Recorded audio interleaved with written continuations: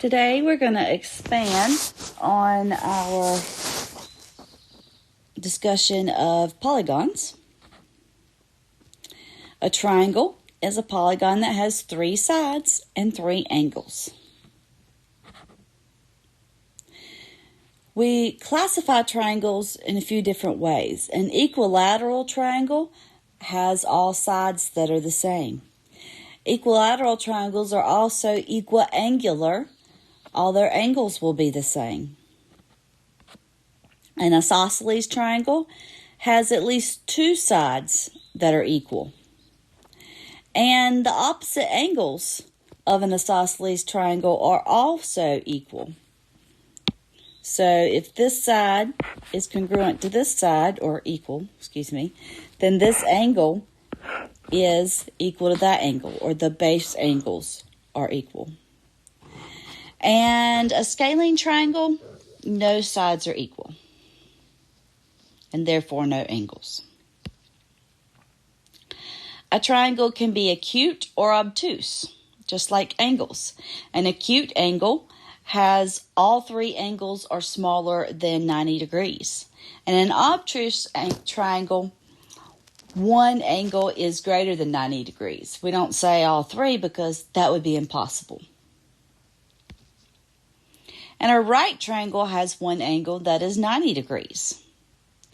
In a right triangle, we classify the sides that make up the 90-degree angle as legs, and then the side that is opposite the 90-degree angle is called the hypotenuse. The Pythagorean theorem is an important theorem for us, and it says that if you take the sum of the square of the legs, then it equals the square of the hypotenuse. Or if we classify the legs as A and B, and the hypotenuse is C, then C squared equals A squared plus B squared. Here's how the Pythagorean theorem came about, or one kind of mini proof of it. And you can see here we've got 3 squares making up these sides of the triangle, I suppose. And you can see that the area of this square plus the area of this square is equal to the area of the square. That side is the hypotenuse. Example 1 says, use this formula to find the distance between points A and B for this rectangular plot of land. So we've got a triangle here, you can see.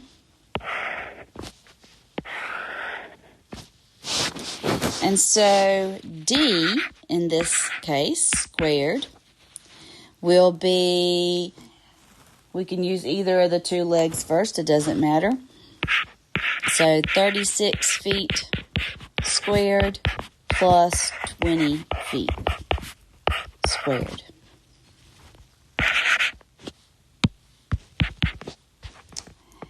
Okay, that is 1296 square feet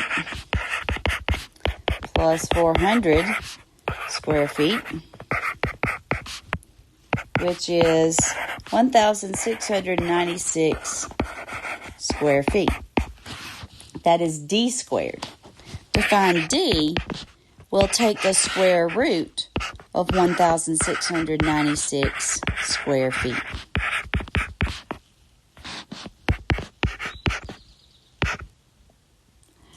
$41 feet.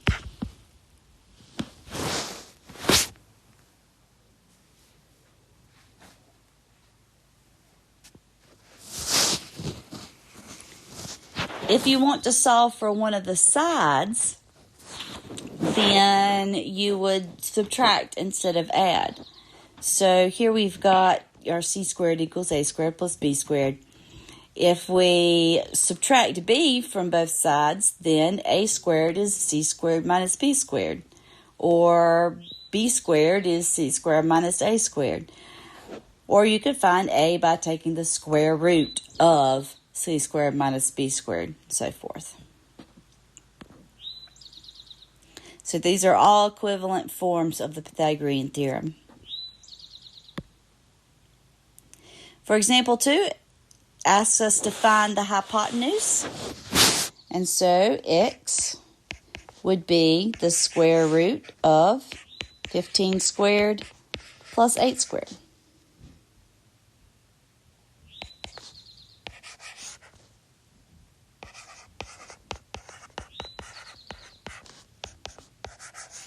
That's the square root of 289, or 17. And there weren't any units for this, so you don't have to worry about that. For b, we want to find the missing leg. So y would be the square root of the hypotenuse squared minus the other leg squared.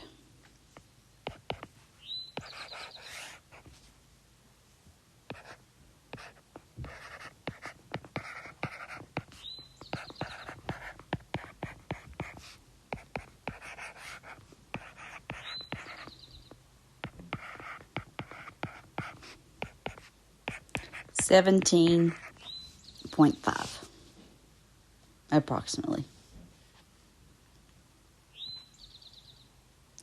Pythagorean triples. These are something useful to learn because they make, if you kind of memorize them or know them, then you don't have to stop and use the Pythagorean theorem.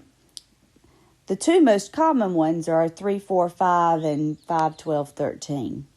Those are the two that I remember. I don't remember most of these other ones off the top of my head, but it could be useful for you in your job.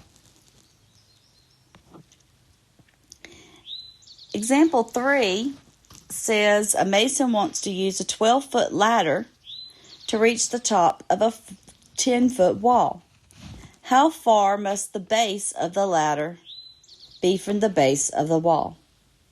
Well, there's two ways we could do this. We can do it using the Pythagorean theorem, but I'm going to do it a little bit different. We've got our picture here. Recognize that, oh, it's not going to do that. Okay, never mind. I thought I might be able to use a 3, 4, 5. I can't. Okay, so forget what I said. So basically, the ladder is the hypotenuse, and we're trying to find a leg. So x will be the square root of 12 squared minus 10 squared.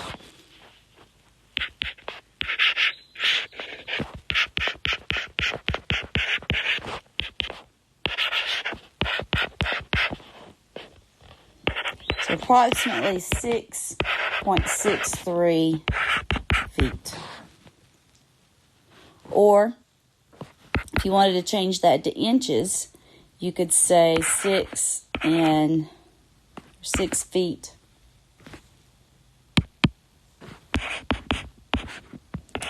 And put 63 over 12 inches.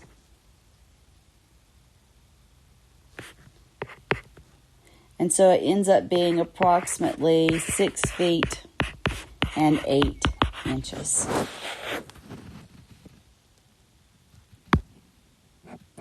The area of a triangle is 1/2 the base times the height. Why? Well, if you take a square, just for example, or a rectangle, where the area is the length times the width, and you draw a diagonal, you've now got a triangle. So it's half the area of the square times the length times the width. That's why.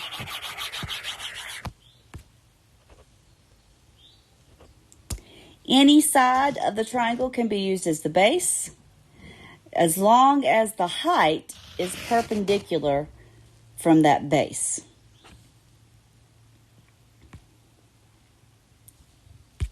In triangle PQR, the base is the 13 inches, and we know that because the height measurement is perpendicular to that side.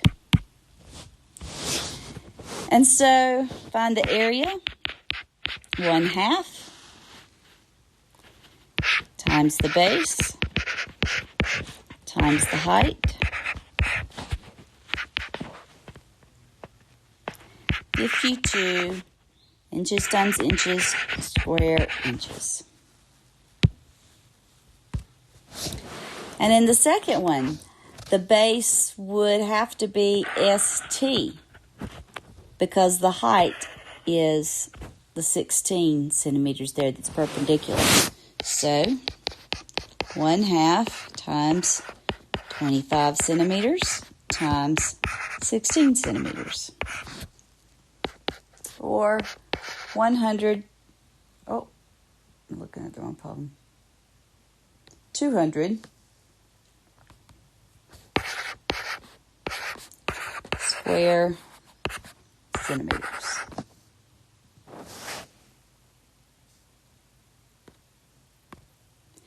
And in part C, to find this area, here's your height. So your base must be XW. It's not all the way out to here, okay? We just extended it out to show that it is perpendicular.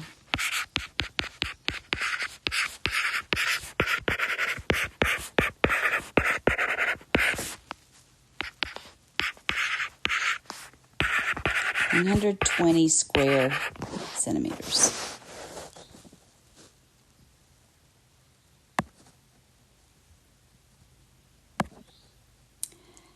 Find the area of the isosceles triangle. Oh, okay. Well, in this case, we weren't given the measure of the height. Is that going to be a problem? No. The base here needs to be AB. And we need to draw our height from C down to it. Now, when that happens, it is a fact that it's going to cut AB in half. So this measurement here would be 3 inches, and this one would be 3 inches. So what we've got is a right triangle, where this side is 3 inches, and the hypotenuse is 9 inches. We can find the height using the Pythagorean theorem. So the hypotenuse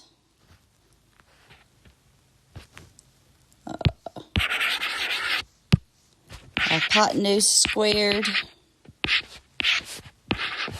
minus the side squared. And we take the square root of that.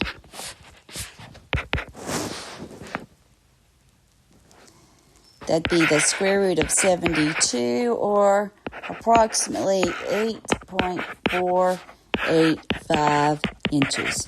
You want to use several decimal places when you are still working on the problem so you don't get too much rounding error. Okay, so now that we've got the height, we can find the area of the triangle.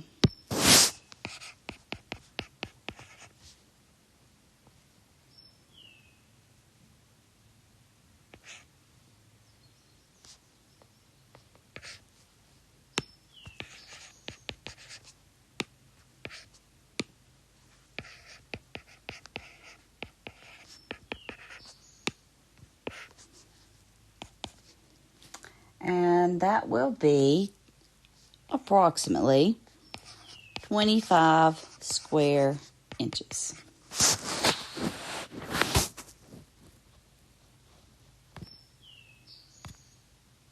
Example 6 says, at a cost of $3.95 per square foot, what would it cost to tile the floor of a triangular workspace shown? Okay, let's see. We've got the base, 16. The height would be 8. We don't need the 10.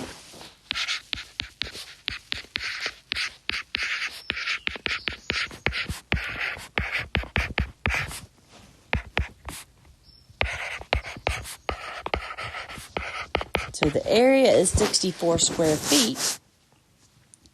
To find the cost, we're going to take 64 square feet and multiply by $3.95 per 1 square foot. So of course our square feet go away and we're just left with dollars.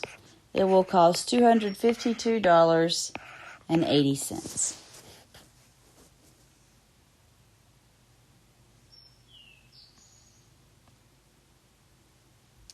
The area of an isosceles triangle, well, if you didn't want to have to find the height first using the Pythagorean theorem, then you could use this formula.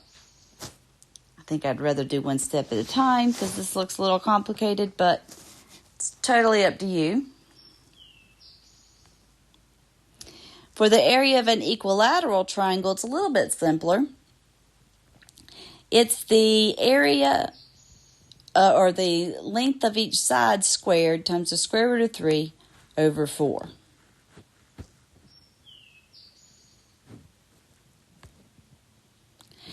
Heron's formula is a way to find the area of a scaling triangle, a triangle that doesn't have any congruent sides. We don't know the height. And, you know, if we drew the height in here, it wouldn't do us any good because we don't know what the measure of each of those parts of the base is. It doesn't cut it in two like with an isosceles triangle. So we can use this. And what you do is you find S by adding up the sides and dividing by 2. And then you have this formula. The square root of S times S minus A times S minus B times S minus C. So let's try one of these. S will be 1/2 3 feet plus 5 feet plus 7 feet. Or half of 15, which is 7.5 feet. Now, to find the area, we plug into our kind of long formula.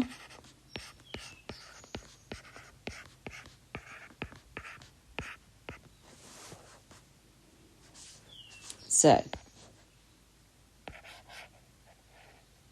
I'm going to put the square root on after because I don't know how long it's going to be. So S is 7.5. I'm going to leave the units out for the time being. We know that the area is going to end up as square feet. But it's just going to make it too busy. Okay, and the first side is 3 feet. So we'll do 7.5 minus 3. Then we'll have 7.5 minus 5. And 7.5 minus 7. Now I know where to put my square root. So that's actually 7.5 times, or 7.5 times 4.5 times 2.5 times 0.5. The square root of that.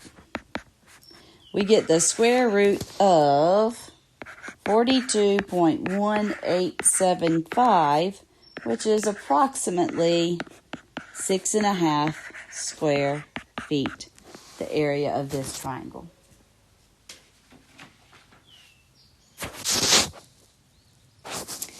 A regular hexagon, well, a regular polygon is one in which all the sides are the same length. And if all the sides are the same length, all the angles are the same too. And so an equilateral triangle is an example of a regular hexagon. So is a square.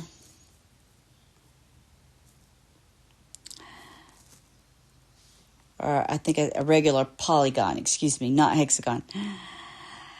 A pentagon is a five-sided polygon, and a regular pentagon, it doesn't have a special name, is one whose all the sides are equal. And then a regular hexagon, all the sides are equal of a six-sided figure. And I don't know, that's what's tripped me up. That should say polygons.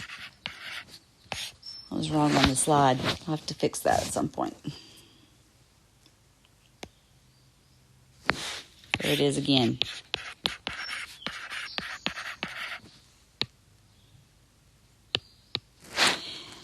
If we draw the diagonals of a regular hexagon, you see 6 triangles.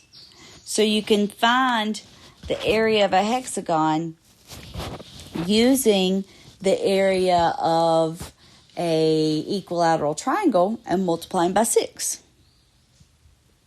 And that would be 3 times a squared times the square root of 3 divided by 2.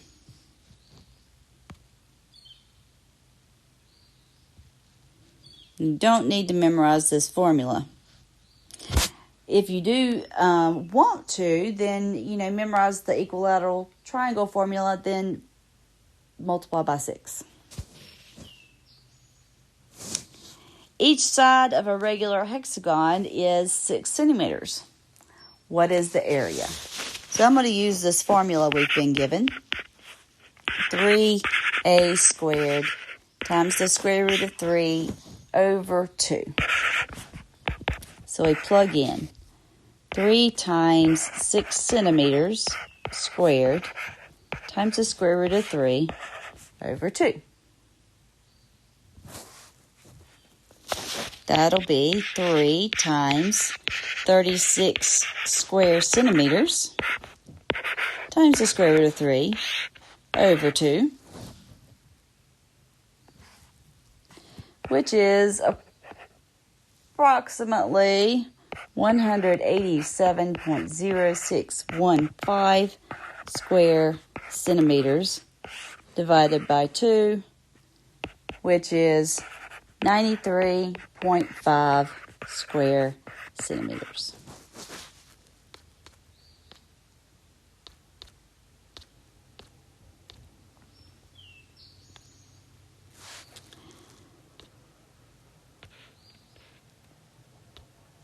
Okay, because the hexagon is used so often in practical technical work, several other formulas might be helpful to you.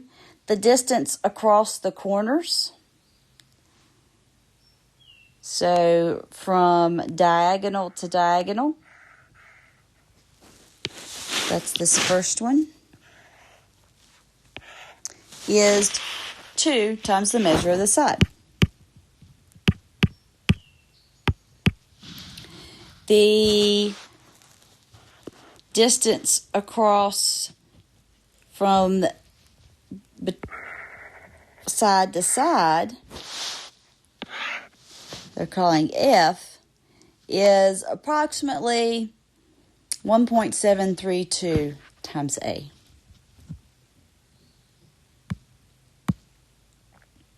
So for a piece of hexagonal bar stock where A is 1/2 inch, the distance across the corners would be, let's see, so the distance is 2A, so that's 2 times 1/2 an inch, or 1 inch.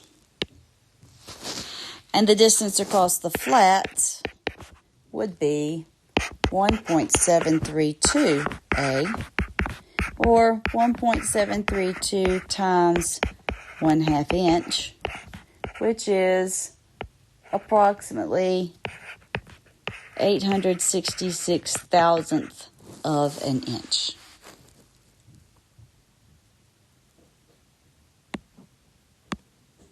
Just a couple more examples. A homeowner has selected the hexagonal tiles shown in the figure to cover the floor of his 7-foot by 10-foot rectangular entryway. To estimate the number of tiles needed, we can divide the area of the entryway by the area of each tile. And this is just an estimate, of course, because you're going to have little bitty pieces and all they're going to cut off to fill, because it's not going to fill it perfectly. But it will be a good estimate. Okay, so first, we need the area of the tile. And to find the area of the tile, we need the length of the side. So, the length of the side, which we call an A,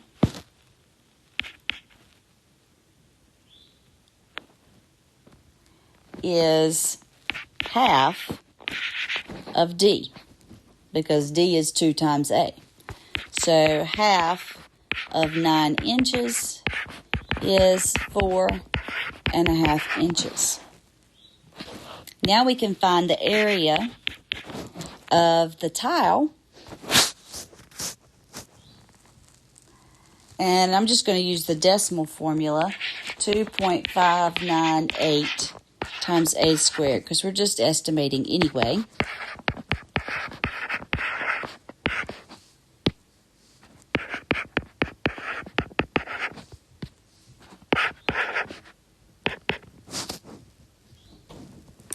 And that is 52.6095 square inches. Next, we need to know the area of the entryway. So that was the area of the tile. We'll call it A sub T. And the area of the entryway, it says it's 7 feet by 10 feet, or 70 square feet. And the tiles are in inches, so the area of the entryway needs to be in inches also. Okay, so we need to put the area of the entryway into square inches. So we'll take 70 square feet and multiply. There are 144 square inches in a square foot.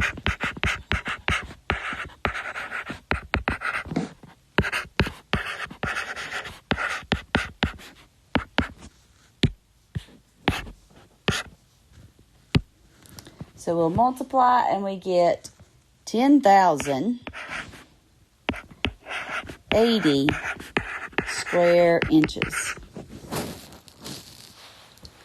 Okay, now we can take that number and divide by the area of each tile, and that'll give us approximately how many tiles we'll need. So the number of tiles will be 10,080 divided by 52.6095.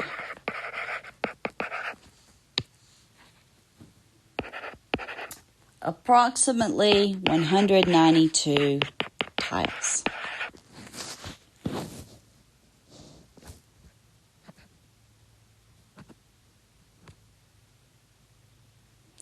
And this is just a little map of classification that you can look over if you like.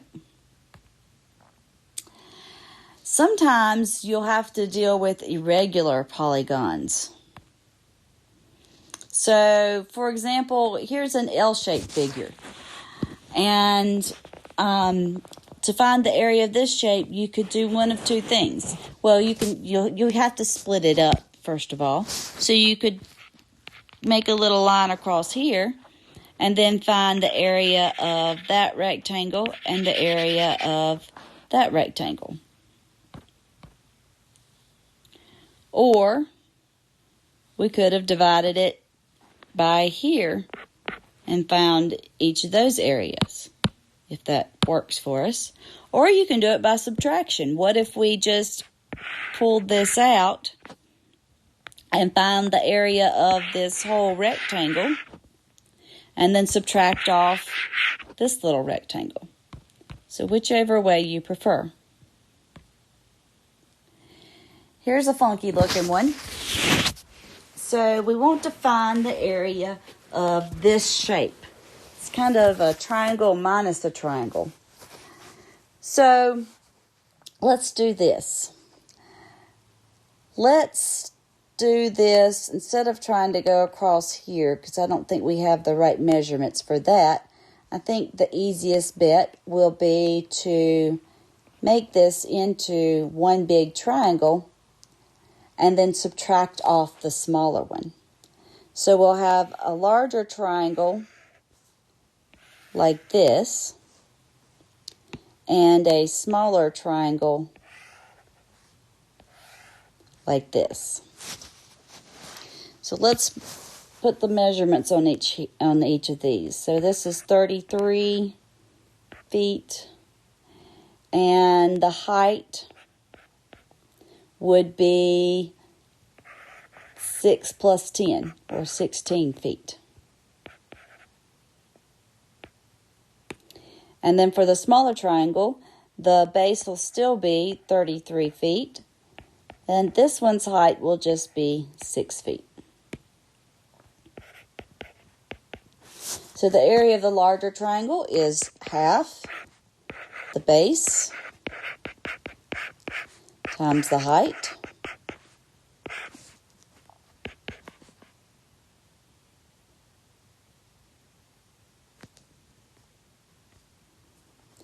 and that is 264 square feet. And the area of the smaller triangle will be half the base times the height, or 99 square feet.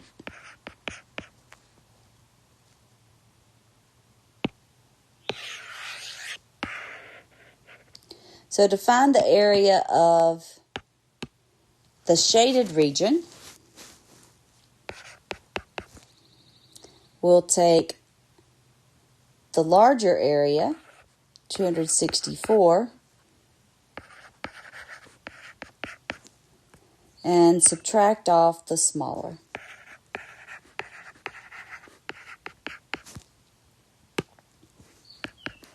And get 165 square feet.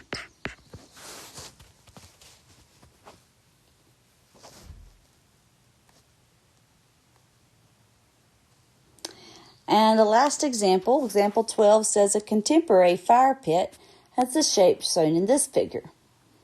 A homeowner wishes to cover the edge around the pit, the shaded region of the figure, in the marble tile priced at $6.75 per square foot. Okay, so again, for this picture, it looks like we're going to have the bigger, I think we've got a trapezoid here, and the smaller,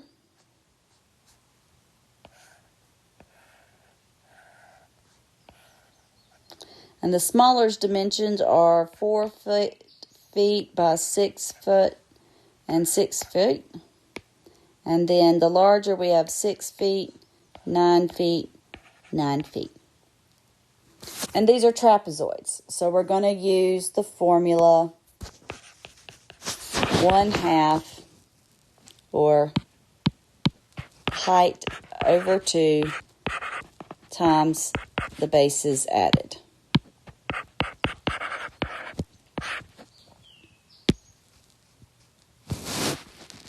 Okay. So in this case, remember that the height of a trapezoid is the distance between the two bases. And so our bases are here and here. So the height is 9.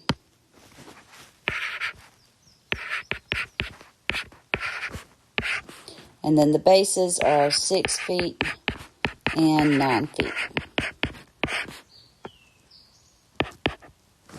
We'll end up with 67.5 square feet. And then in the smaller one, the height will be 6 feet. We'll add 4 feet and 6 feet for the bases and get 30 square feet.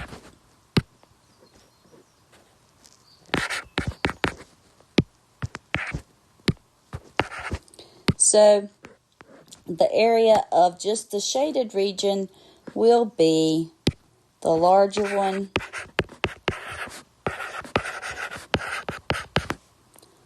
minus the smaller.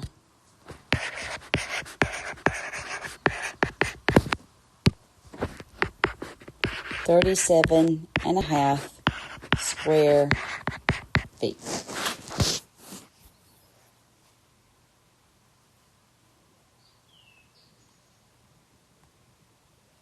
And that concludes this section.